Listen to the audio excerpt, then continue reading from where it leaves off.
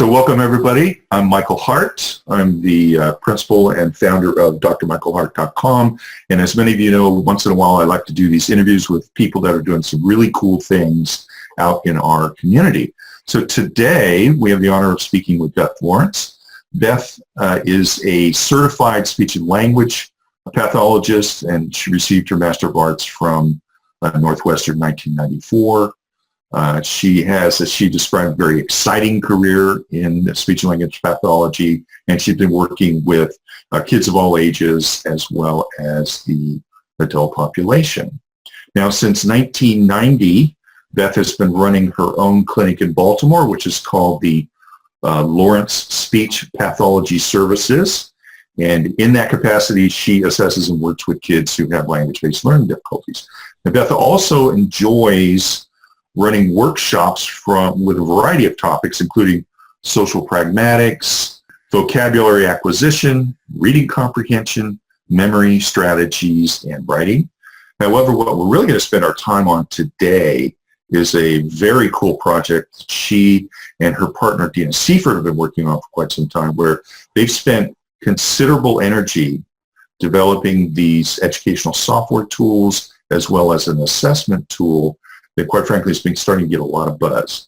So today is all about learning more from Beth about what are these tools, what do they do, how are they helping our kids, and how can we get the word out there and let people know that these things are available for them. So welcome, Beth. Thank you very much for taking your time today. Thank you so much, Dr. Hart. This is a privilege for us. Thank you so much. You bet. Just call me Michael, no big deal. Michael. So let's kind of dive into this because, you know, this is quite interesting.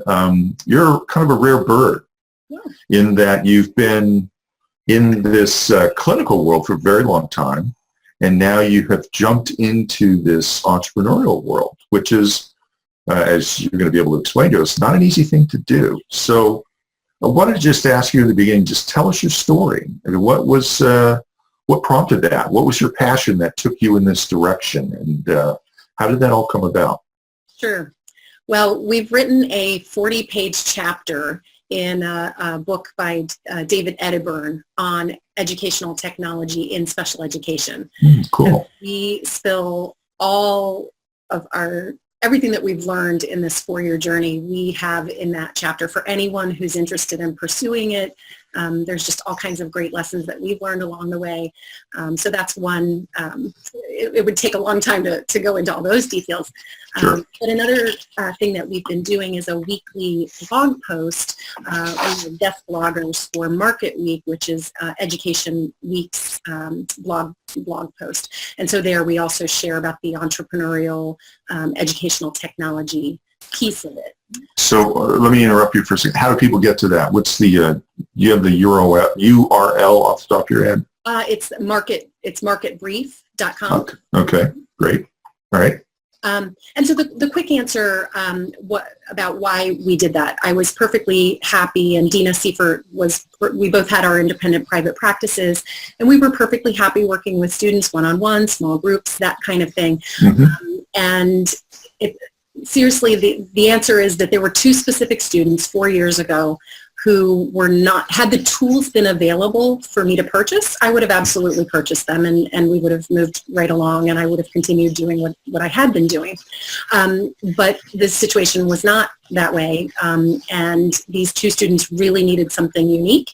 And then when I developed the methods, I realized that the majority of my students really benefited from these, and then colleagues found out.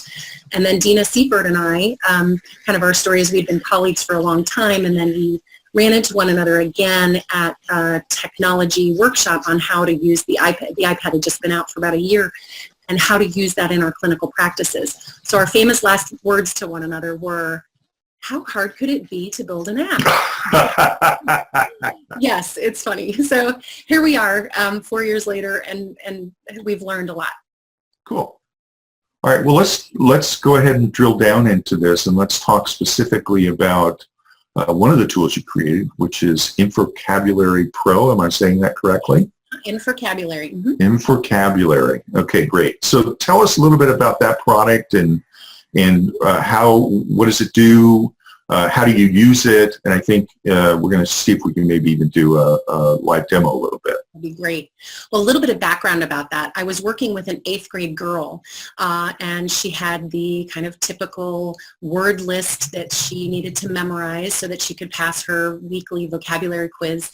And I'll never forget, these were words from Animal Farm, and one of them was prominent. And so I used the 20 years of tools that I had in my toolbox as a speech-language pathologist, and nothing worked. And so it actually was it was frustrating for her, frustrating for me, not very satisfying. Lots and lots of work went in, and then a week later, the word that started this whole vocabulary method was the word prominent. So I had used all of these different tools. We used graphic organizers, examples. I had her draw pictures. And when I would come into her school, I'm very tall, and so the example that I must have shared with her was, I'm prominent. When I walk in, you can tell that I've just come because I'm very tall. A week later, the one and only antonym that she could provide me for the word prominent was short. And I said, this is not going to work. That's when I created the method for vocabulary. And so Dina and I were able to bootstrap, which is a business lingo term for we paid out of our own coffers, out of our own funding, to create an iPad app.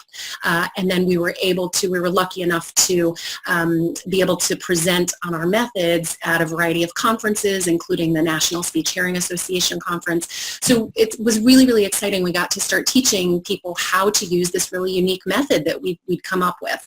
And since then, we have gotten the business savvy, and we've gotten funding, and we now have Vocabulary Pro, which I'd love to show you. I'd love to show that to you.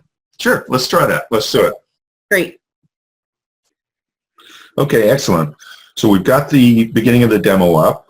Why don't you walk us through, and then let's just talk about some of the key features and functionalities so that people can get a really good sense for the tool. Absolutely, I'd love to. Here's our demo, and people have access to this for 24 hours at a time.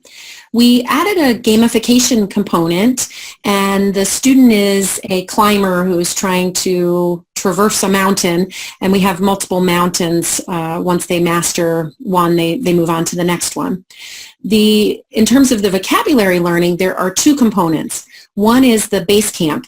And it's here where the students are learning 10 words at a time. So they go through the semantic reasoning process for 10 words, and then they earn a carabiner, which they can then use to save themselves if they get a word wrong in the climb mode, which is assessment. Yeah, that's the assessment mode. Okay. So I'll take you to a lesson in the base camp. So here we have the word compliant. Now, what you might notice right away is that there are a bunch of pictures, but there's no definition. And we did that on purpose. Most programs attach a definition to a word. And so the immediate modality that the student is using to learn a new concept is language. And so we are using a different pathway. We ask students to go through the semantic reasoning process, and that is, here are multiple exemplars. Here's some examples of what this word compliant means. And you are to use your eyes and use your critical thinking skills to figure out for yourself what compliant means. And it's so fun to do this with students. The ones who are really good at this process are so fast. Oh, I know what that means. I figured it out. So if they can do it visually, that's wonderful. It's great to have the students go through and notice the different details in the picture. So what do you see happening here? What's happening here? Lots of those critical thinking kinds of questions. So, and then why do you think they all go together? What's the common thread? And if students need additional scaffolding, we have built in with every picture there is a caption that's both written and audio. I'm doing what I'm told. So the student has to go through this process of listening to the captions. I broke the law back there, but I'm obeying now. It's a school rule that students need to line up before getting on the bus. I'm doing what my doctor ordered. I'm following the rules. We are waiting for the light to change. And it's not until that process has been gone, that the teacher or the student has gone through this process that they're able to move on to actually seeing the definition. So the teacher can ask the student to look at all of the captions. And this is great for going through the captions and trying to find the key words that will help the student create the definition. So doing what you're told, obeying, a school rule, doing what you're ordered. So those are the kinds of words that really help the student come up with the definition, and then they get the definition. Compliant, an attitude of agreeing to follow rules and requests. And then they can go into the climb mode, and this is what the climb mode looks like. Here the students see 4 images and 4 words. Prominent. Emotion. Imperfect. Reckless. And again, they're going through this process of what do these pictures have in common, and then then we're going on and adding the lexical component. So can you identify which single word goes with all of the images? Prominent. Standing out in an environment or society. Noticeable characteristics. Wedged. Sulky. Smithereens. Respectable. So if the student gets it wrong, and we've added this metacognitive feature of, oh, I know it's not respectable, so then they can hide that. Mm-hmm. That's cool. And I know it's not sulky. Oh, it must be wedged. Wedged. And then Describe something that is stuck between 2 things. if Considerable. Barbarous. Sly. Apprenticeship. they get the word wrong, That wasn't it. they get to see what the definition is, and then they get to try again. And because I had 1 carabiner, I won't fall down the mountain. So falling down the mountain means that you revert back to an earlier, I'm sorry, you revert back to an earlier part of the program, or? Climb. Exactly. So if the student were here, if the student were here and engaged in a climb, their goal would be to make it up to here. If they got, each climb has a different number of carabiners, that basically a different number of words that they can get wrong depending on the complexity of that particular climb. So if you get 3 wrong on a 2 carabiner climb, you would go back a level. Okay. But if you have a rope, then that will prevent you from going back a level. So there's a couple of additional features in there that help kids, to make it more fun. So if they go back a level, is it the same list of vocabulary words, or is it different? No, it'll end up being different words for that particular climb. But this would be a great time to share with you how teachers or parents can assign words to students. Okay. So let's say I have a 5th grade student or a 5th grade class. I roster all of my students in my class, and they're all assigned to my 5th grade class. In any given classroom, there may be some students who are able to learn or would need to be challenged at a 6th or 7th or even an 8th grade level. And so you can do that for those students. And then there might be students who, for a variety of reasons, either a learning disability, a language disorder, or someone who's learning English, we could put them on a 3rd grade level, and they don't know that. So all the students are seeing the same mountain. They're all making the same kind of progress. Everyone has an individualized list of words that they're working on. Now, if the teacher, let's say a teacher is teaching The Giver, she can go into the classroom list and assign words. We have probably 65 words that are those good, juicy, nuanced vocabulary words that students really need to know in order to comprehend. We have, say, 65 of those words in that particular novel, and she could just assign all of those words to all of her students, or she can go in and only assign part of them, maybe the lower level ones to certain students. So all of our words in our system are correlated with literature titles and category labels. So someone maybe in 2nd grade might be doing an activity on emotion words, and she could call up all of the words that we have in our system that are emotion words. That's very cool. Thanks. Yeah, that's one component that we learned early on, because we had early users of our iPad apps. We were able to learn really what it is that teachers needed, and that was a big feature that they like. And at this stage, teachers are, if I understood you correctly from our offline discussions, if a teacher has a particular book and they're using their tool and they would like to add vocabulary words specific to that book and it's not already in your list, then they can contact your company and you'll have somebody upload those words. Absolutely. We take customer service is really, really important to us. We have a whole team of people working on this project, and we'll just continue to add words. We will continue to add books. We have about 100 books now and about 2,000 vocabulary words, and we are just constantly adding to it. And we have a pretty fast turnaround time, and we're committed to keeping that. So if teachers can get us a book list or a novel within a couple of weeks, we can have those words into the system. Mm-hmm. So if I were to summarize one of the key points from my own perspective, because I've been having to do a lot of research in neuroscience, really what's going on here is that you are really teaching the kids what's called deep reading, which means that you're going beyond just surface understanding of the words, and you're actually even prompting other parts of the brain, like the visual component that you see here, to help create a stronger connection and a stronger memory based on a lot of other different features that allows the child to really embed it in a way that then allows them to retrieve it from memory as they need to. Is that correct? Yeah, that's what we love about this, we think that's why it's working so well for a lot of students. Is not everybody learns with that verbal, and so we're really going about this neurologically in a really different way. We're super excited about it, and love that we know more about the brain and that something like this is needed. And another key thing is that parents, teachers, and specialists can use this tool. Absolutely, yes. We have different subscription models that they can check out on infocabulary.com. So parents, teachers, schools, school districts, absolutely. Okay, that's very cool. What else should you tell us before we move on to some other questions?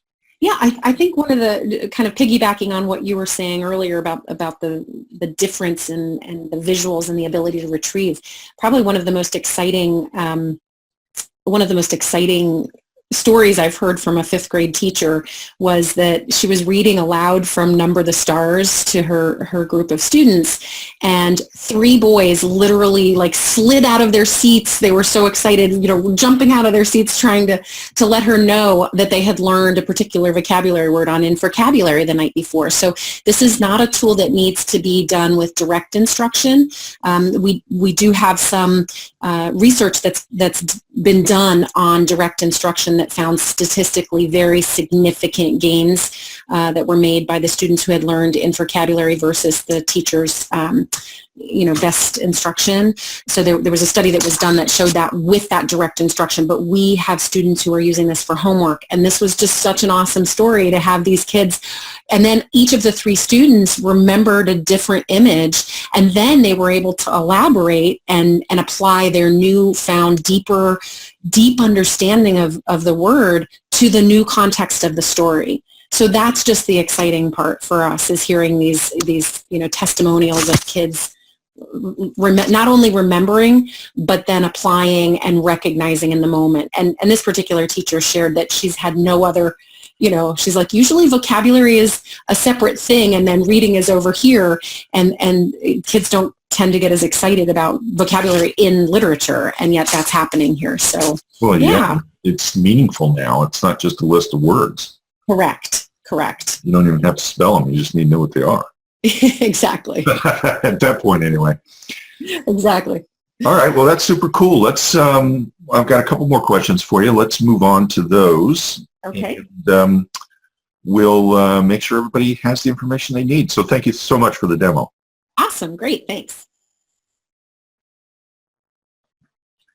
So next question is, I understand when you're looking at all this, working on all these business skills needed to scale a company, including preparing for business planning and competitions and all that stuff.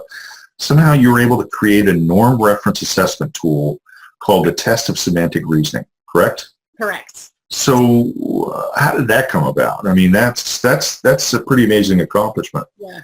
And we were informed, this is a 4 to 5 year process, and it was from idea to publication, it was about 2 years.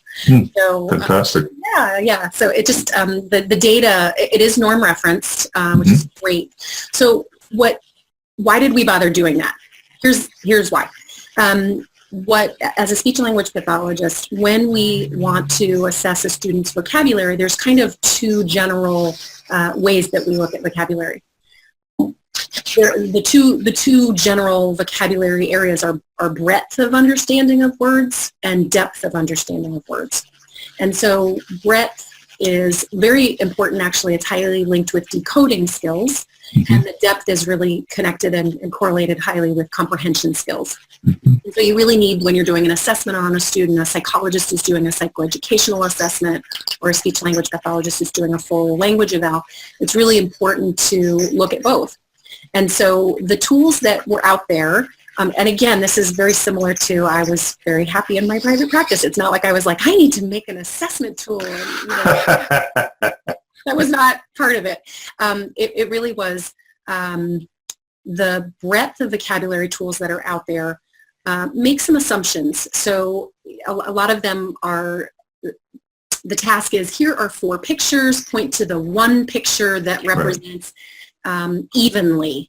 Well, if you don't have that background knowledge, if you don't have that, and that one picture, if you don't have that experiential, understanding, or that depth of understanding, you might miss that. You might miss that one.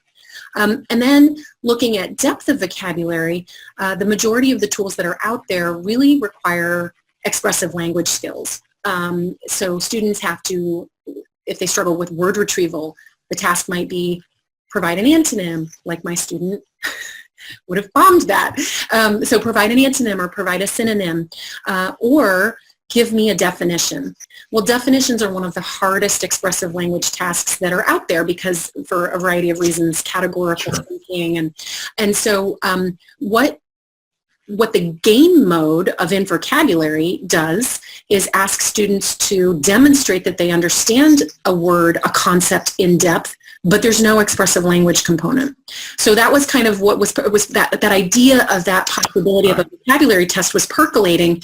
And then I was at a conference and ran into, every step of the way, this has been paved with meeting the right people at the right time, doors opening, walking through them.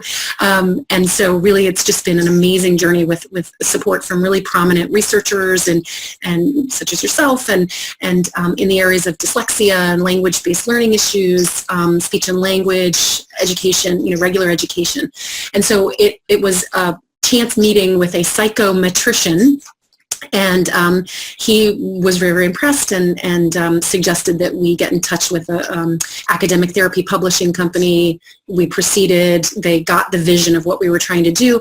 And then the norms that were that they came up with on 1,100 students were wonderful. So they fell really nicely into place. The tool is for 7-year-old students to 17-11. And it correlated really highly. So poor performance on the test of semantic reasoning correlated highly with students who had language disorders or language-based learning disabilities. Okay, so that's quite something. I mean, that's very, very fast. That's pretty amazing. Yeah, that you did that. So then the TOSR is really psychologists, speech and language pathologists, other learning specialists, or what? Okay. Mm-hmm. So your comfort level is that there's the ability for these other different types of professionals to be able to implement this test. Correct. Okay. Yeah. All right. So let's be a little bit more specific about where people can find more information about your tools. What I'm going to try to do is I'm going to first of all, it'll be on the landing page and the watch page for people who would like to watch this. But also I want to make sure that I put it up on our screen as well, so when people are listening, they can understand exactly where to go to get more information. So what do you want people to know about where to go look? You can find InVocabulary Pro at INFER. So that's what we're doing. We're asking students to infer information. And then to make it cool and ed techy, we just lopped off the VO in vocabulary and smushed vocabulary onto infer. So it's infercabulary.com. So I just gave you a mnemonic device for remembering our web address. It's www.infercabulary.com. And everything you need is there. There's the demo that I just showed. There's pricing information. We have great tools and tips. There has been some independent research that's been done, which is great at the University of Virginia. So there's a white paper that's pending. That showed significant score differences on quizzes the weeks that students used in vocabulary. So all of that data is on there, information about semantic reasoning, anything you need. And you can just sign up if it's a product that you think will meet your students' needs or your children's needs. Great. And TOSR? Test of Semantic Reasoning is available at Academic Therapy Publishing. So if you just type in TOSR into your Google, that should bring you right to Academic Therapy Publishing. And I know that there will be other distributors joining. That just was released in November. Great. So. Congratulations on that. Thank you. Now, my hope and dream is that from this interview and from the other interviews that you do and the other talking that you do, there are people who are going to have specific questions. They're going to want to be able to speak to you directly. Great. So how would you like them to contact you in a direct way so that they can ask specific questions, get specific answers from them? Perfect. So it's if you remember infercabulary.com, just put Beth at in front of that. Okay. At infercabulary.com. And I'd be happy to answer any questions if, Okay. And I should be able to put that up on the screen. Great. So then the final question, because I think you covered a lot of ground really, really nicely and very, very eloquently. How can we most effectively help you get the word out? What can we do to help you expand your listening public so they can really understand, or they can learn more about where all this really great stuff is? Because we are really aching for tools like you've created.